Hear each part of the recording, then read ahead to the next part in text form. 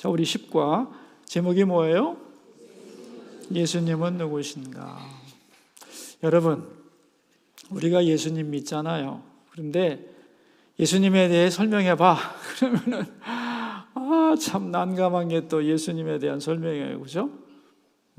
어려워요. 예수님 설명이 어려워요. 그런데 이사야는 예수님 오시기 700년 전에 예수님이 누구시고 어떻게 오실 것이고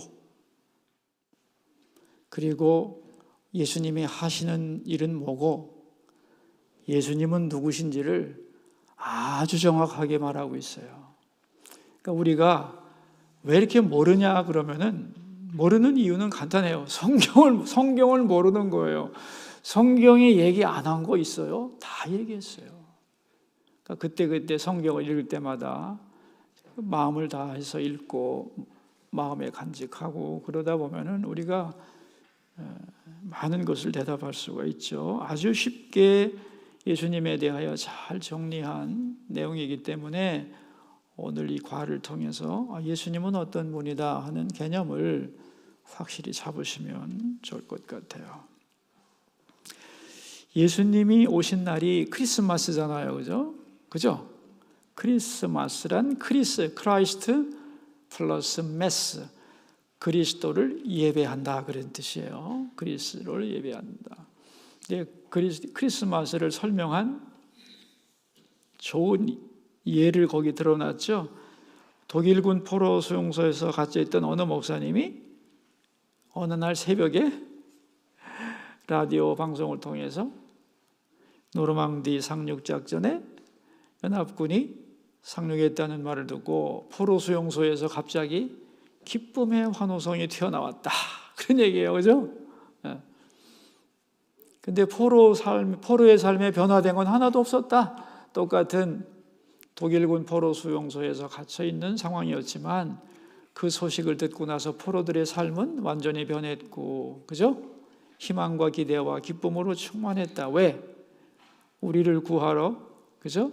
연합군이 상륙의 작전에 성공했기 때문에. 예수님이 오신 크리스마스도 마치 그와 같은 거다. 여기 마지막 세 줄 한번 읽어봅시다. 123페이지. 맥도날드 목사님은 그 후로 크리스마스란 무엇인가에 대해서 이렇게 설명했습니다. 크리스마스는 적들이 점령하고 있는 이 땅에 하나님이 상륙하신 사건입니다. 하나님이 사람이 되어 우리 가운데 오셔서 내가 너와 함께 한다는 것을 눈으로 보고 손으로 만지고 느끼게 해준 사건이 바로 크리스마스입니다. 적들이 점령하고 있는 땅에 하나님이 상륙한 것과 같다. 멋있는 표현 아니겠어요? 그죠? 그거 자체로서 희망의 소식이라는 거죠. 더군다나 이제 예수님이 왜 사람 몸이 되어서 오셨느냐 하면은 이게 임마누엘의 완성이거든요. 여러분, 임마누엘이 무슨 소리예요? 예수님의 별명이 임마누엘이에요. 그죠? 예수님의 이름은 예수님이고 예수고, 그죠? 저가 그 백성을 구원하신다. 구원자라는 얘기고 예수님이라는 얘기는 그 다음에 별명이 임마누엘이에요. 하나님이 우리와 함께 계신다.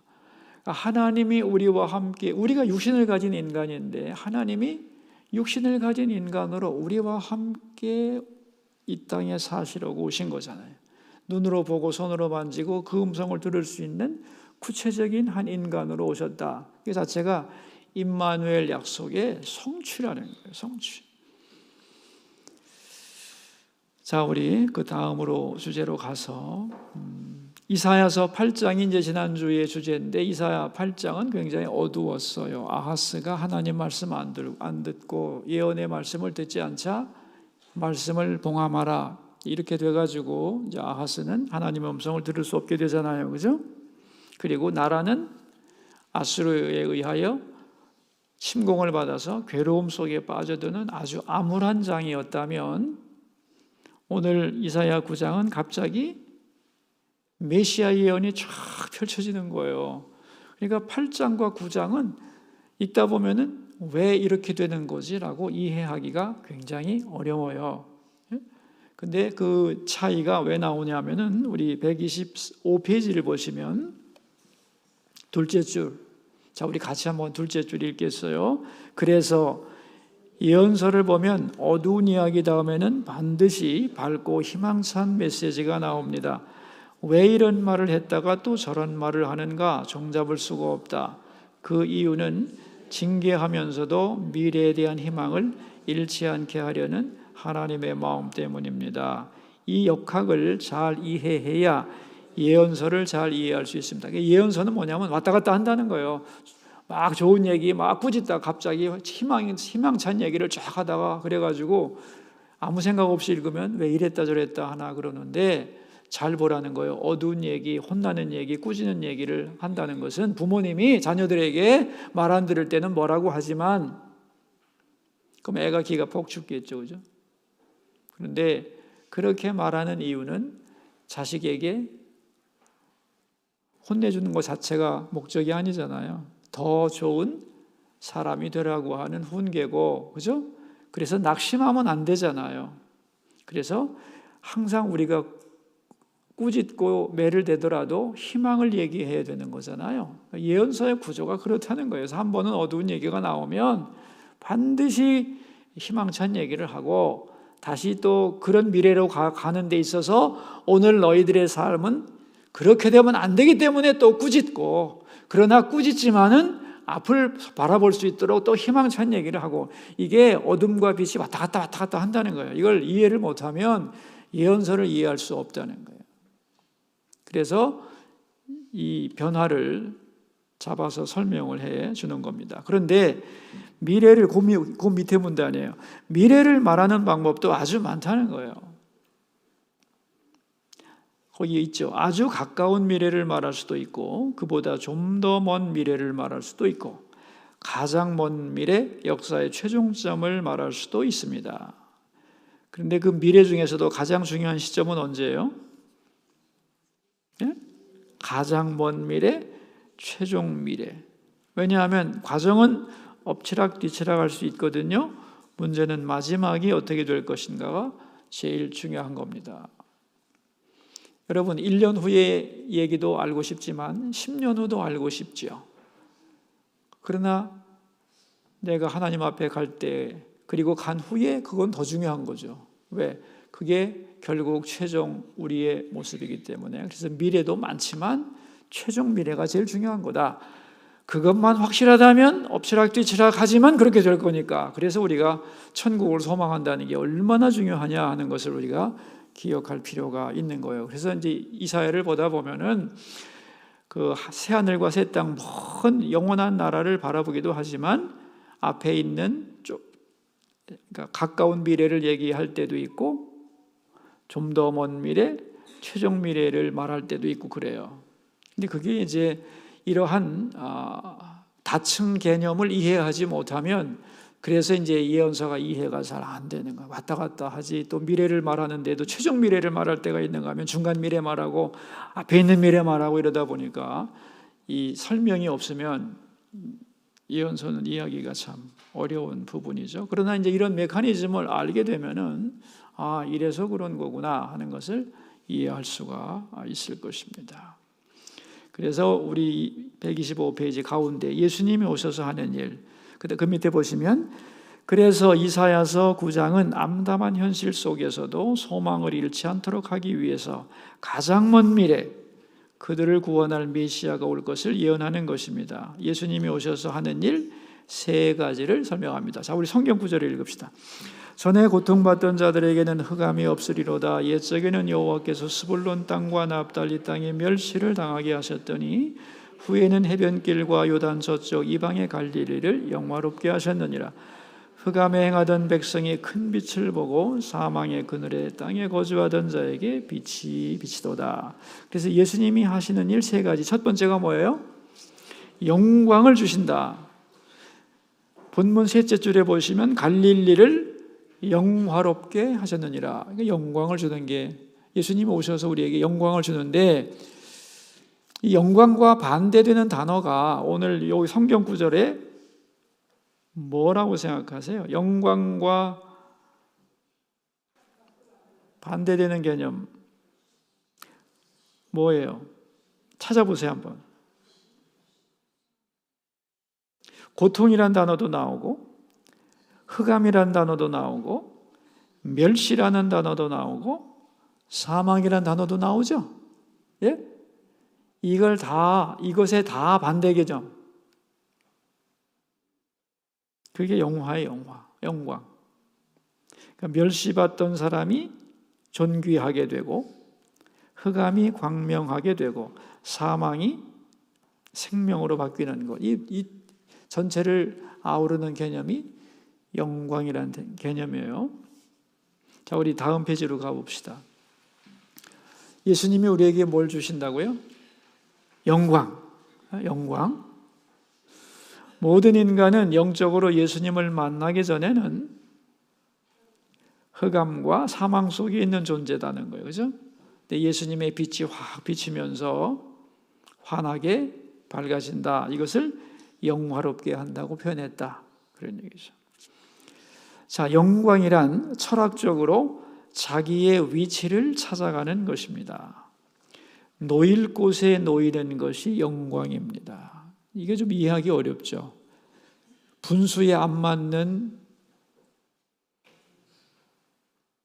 자리를 차지하면 영광이라고 생각하죠, 사람들은.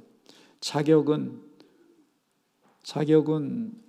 읍장 정도밖에 안 되는데 도지사가 되면은 영광이라고 생각하는데, 여러분, 감투도 자기 머리에 맞아야만 되는 겁니다. 놓일 곳에 놓이는 게 영광입니다. 그러니까 인간이 자기의 위치를 잃어버렸다는 뜻이에요. 그런데 예수님이 오셔서 인간이 어떤 존재인가를 바로 깨닫게 되는 것이 인간이 영광을 얻는다는 뜻이다. 그런 얘기입니다. 그래서 자기에게 맞는 것이 좋은 거거든요. 그러니까 뭐 명예도 그렇고 재산도 그렇고 지위도 그렇고. 이번에 이제 국회의원 선거가 끝났는데 다 된 사람들이야 다 뭐 좋아 미치겠지, 뭐 3대가 다 좋아하겠지만은 안 될 사람도 많이 됐어요. 저것 때문에 이제 큰일 날 사람도 많을 거예요. 그걸 영광이라고 생각하는 거예요. 근데 여기 영광의 철학적 전제가 뭐냐면 자기 위치에 맞아야 되는 거예요. 그런 거예요. 우리가 예수님 만나기 전에는 흑암 속에 있죠. 내가 누군지도 모르고 또 멸시를 받고 스스로 비참하게 생각하고, 그죠? 또 영적으로 죽어 있었고 사망. 그런데 그리스도의 영광의 빛이 비추면서 내가 누군지를 알게 되고, 그죠? 빛을 찾고 생명을 찾고 자기의 본래 위치를 찾고, 예? 그렇게 된다는 거. 이게 영광의 개념이다. 그런 얘기입니다. 그래서 예수님이 오시면 하시는 일이 우리에게 영광을 주신다. 두 번째가 뭐예요? 뭘 주셔요?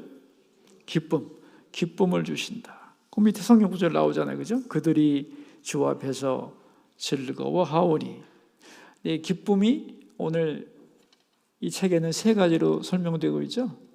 이 땅에서 제일 큰 기쁨이 뭐예요? 추수의 기쁨. 두 번째는 전쟁에서 이긴 기쁨. 이 두 가지가 기쁨 중에 최고의 기쁨이에요. 그런데 하나님이 주신 기쁨은 이거보다 더 큰 것이다 그랬어요. 그러니까 주님은 우리에게 진정한 기쁨을 주시는 분이다. 그래서 기쁨의 근원 되시는 예수를 위해 삽시다. 나오잖아요, 그죠? 세 번째가 뭐예요? 예수님이 주시는 게 뭐예요? 자유와 평화를 주신다. 자유와 평화를. 그래서 우리가 예수님 때문에 죄에서 자유를 얻게 되고, 그렇잖아요, 그죠? 진정한 자유. 그리고 평화는 뭐냐? 하나님과의 평화. 여러분, 모든 사람하고 평화하면 좋죠. 그런데 자신과도 평화 누려야 되고 이웃과도 평화를 누려야 되지만은 가장 중요한 게 뭐냐면 하나님과의 평화인데, 하나님과의 평화를 누리고 나면 자기 자신과도 평화롭게 되고 이웃과도 평화롭게 되는 거예요. 근데 하나님과 어떻게 평화를 누리겠냐? 방법이 뭐예요? 예수 그리스도를 통하여. 그죠? 예수님 통하지 않고는 진정한 평화가 없어요. 예수님은 자유와 평안을 주시는 분이에요. 이게 얼마나 중요한 개념이냐는 거예요. 예수님이 우리에게 주신 게 뭐냐면 영광, 기쁨, 자유와 평화. 엄청나게 많은 거지만 단어로 정리하니까 간단하죠? 그죠? 예수님이 우리에게 주는 게 뭐라고요? 아니, 날 쳐다보고 해, 나 쳐다보고. 그거 자꾸 보지 말고 날 쳐다보세요. 예수님이 우리에게 주신 거 세 가지. 첫째, 순서대로. 첫째가 뭐예요? 영광.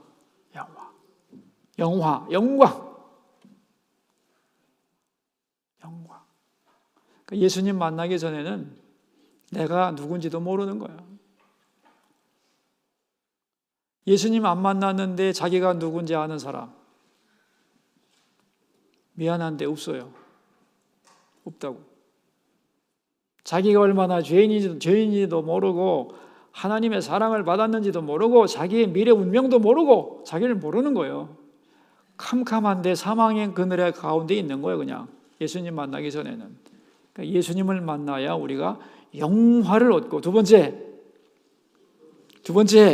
기쁨. 진정한 기쁨, 최고의 기쁨. 세 번째는 자유와 평화. 죄에서 자유롭고 하나님과 평화하게 되고, 누구를 통해서? 예수님을 통해서. 기가 막힌 거예요. 그런데 그 평화, 그 기쁨이 어떻게 왔느냐? 미디안의 날과 같이 왔다는 거 아니에요, 그죠? 여기 127페이지 보면 그 미디안의 날의 개념이 나오잖아요. 미디안의 날. 기드온이 미디안과 싸울 때 300용사가 항아리 속에다가 횃불 감추고 적군 속에 들어가가지고 몰래 살금살금 들어가가지고 나팔을 부니까 항아리를 탔겠더니 횃불 300개가 보이자 그들이 서로 놀래가지고 질이 멸렬하잖아요. 이게 기드온과 300명이 적군을 때려 부순 게 아닙니다. 지네끼리 싸우다 망한 거지. 그러니까 내 힘은 하나도 안 들인 거예요. 다시 말하면 나는 능력도 없는데 하나님의 은혜로 엄청난 승리의 기쁨을 얻었잖아요. 그죠? 그게 미디안의 날과 같다는 말이 바로 성경 구절에 나온 말이 그런 말이라는 거예요. 그러니까 우리가 예수님 안에서 큰 기쁨을 얻는데 내가 뭐 잘해서 얻는 게 하나도 없는 거예요. 하나님의 은혜로 얻는 거지. 무슨 말인지 아시겠어요? 예. 자, 우리 128페이지로 가서 두 번째 문단. 영광. 예수님이 주시는 거 세 가지가 뭐죠? 영광, 기쁨, 자유와 평화. 거기 두 번째 문단이 그 얘기예요. 영광, 기쁨, 자유와 평화. 이것의 공통점이 뭐예요? 예? 인간이 가장 갈망하는 것. 인간이 가장 갈망하는 것. 그런데 인간 스스로는 얻을 수 없는 것. 예수님만이 할 수 있는 거죠. 그래서 이 세 가지가 하나님의 선물이에요. 영광과 기쁨과 자유와 평화가. 이걸 주려고 예수님은 우리에게 오셨다. 세 가지만 알아도 참 좋겠어요. 잘 개념을 잡으세요. 그 다음에 성육신의 신비. 자, 이런 예수님이 이걸 주러 오시는데 어떻게 오셨는가? 예수님이 오신 방법이에요. 방법. 나오죠, 성경 구절에. 이는 한 아기가 우리에게 낳고 한 아들을 우리에게 주신 바 되었는데 그랬어요.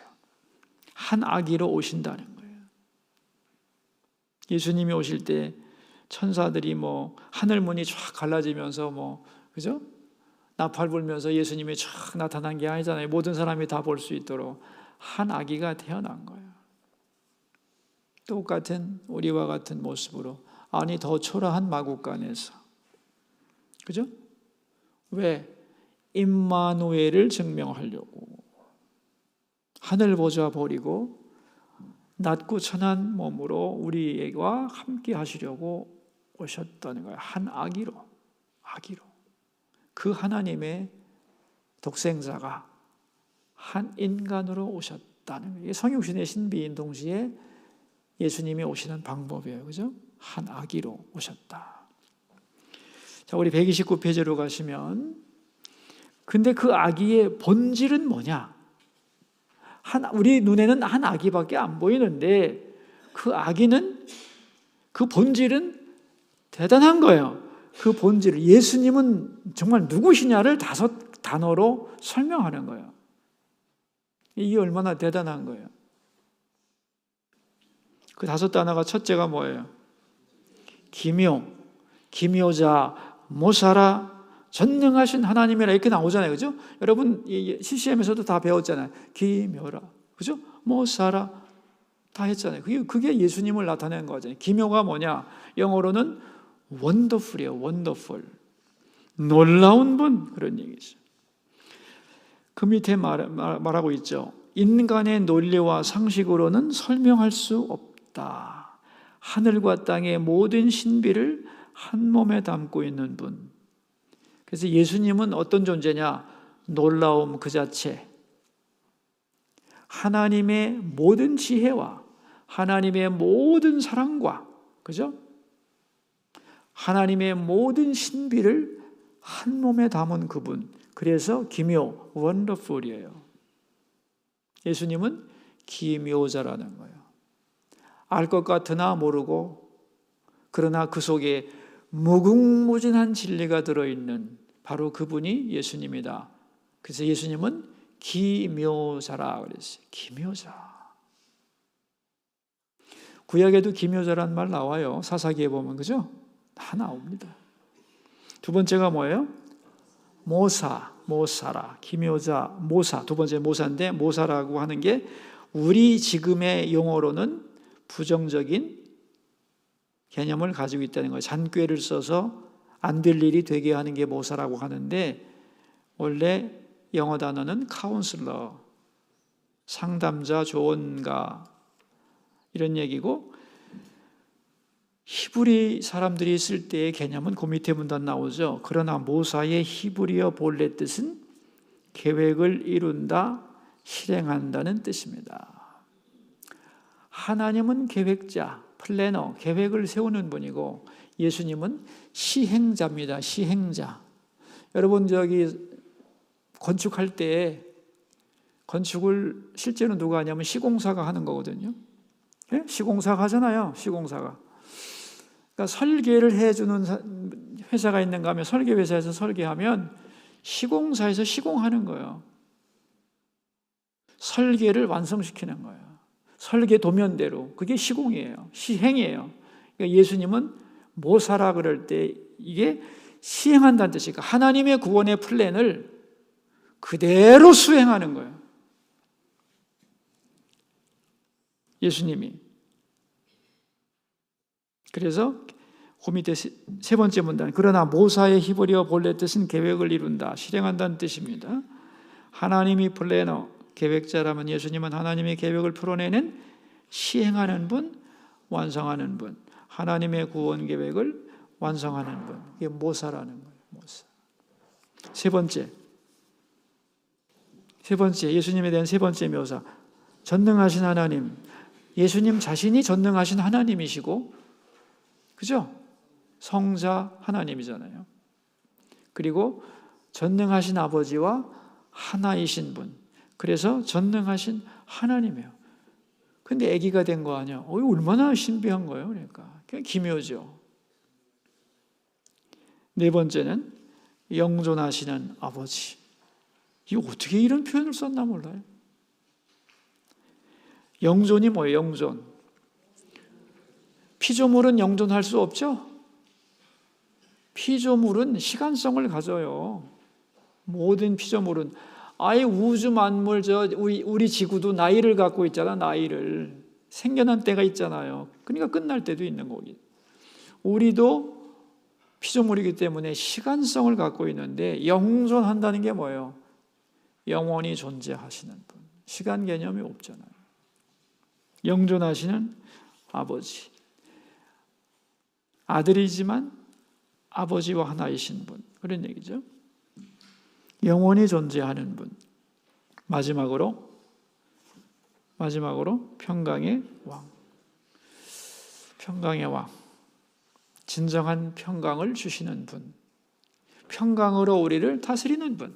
그런 뜻이에요. 자, 저를 보세요. 예수님은 그 본성이 5가지라고 그랬는데 한 번씩 얘기해 보세요. 첫째, 뭐 또 내려봐. 이게 쳐다보면 어떻게 날 보고 해야지. 첫째가 뭐예요? 기묘. 두 번째, 모사. 세 번째, 전능하신 하나님. 응? 영존하신 아버지, 평강의 왕. 예수님이 누군가를 나타내 주는 거예요. 자, 이제 이런 분이 한 아기로 오셔서 우리에게 3가지를 줄 거죠. 그죠? 5가지 속성을 가지신 분이 한 아기로 태어나서 우리에게 3가지 줄 거잖아요. 3가지. 아까 배웠잖아요. 3가지. 영화, 기쁨, 자유와 평화. 그러면 이게 얼마나 좋은 얘기야. 그죠? 그럼 이게 진짜 이루어질까? 이게 어떻게 가능한가? 거기에 대한 대답이 130페이지죠. 뭐예요? 예? 여호와의 열심. 만군의 여호와의 열심이 이를 이루시리라. 이게 어떻게 가능해요? 하나님의 열심. 하나님께서 그것을 성취하신다는 거예요. 사실은 하나님이 열심이 없으면 이런 계획을 세울 필요도 없죠. 그죠? 이런 계획을 세우시고 이 계획을 끝까지 완수하셔요. 그걸 하나님의 열심이라고 표현하는 거예요. 우리의 열심 갖고 되겠어요?